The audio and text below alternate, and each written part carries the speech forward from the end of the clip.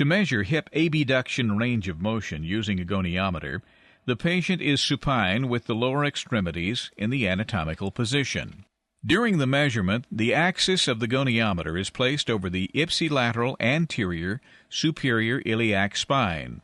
The stationary arm is aligned with the contralateral anterior superior iliac spine, and the moving arm is aligned with the anterior midline of the ipsilateral femur, using the midline of the patella as reference. Ms. Wheeler, I'm going to measure how much you can move your hip using this tool.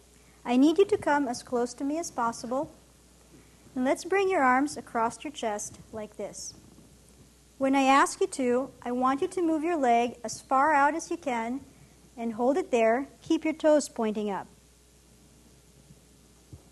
I need to touch parts of your hip and bring your shorts down so I can align the tool better. Is that all right?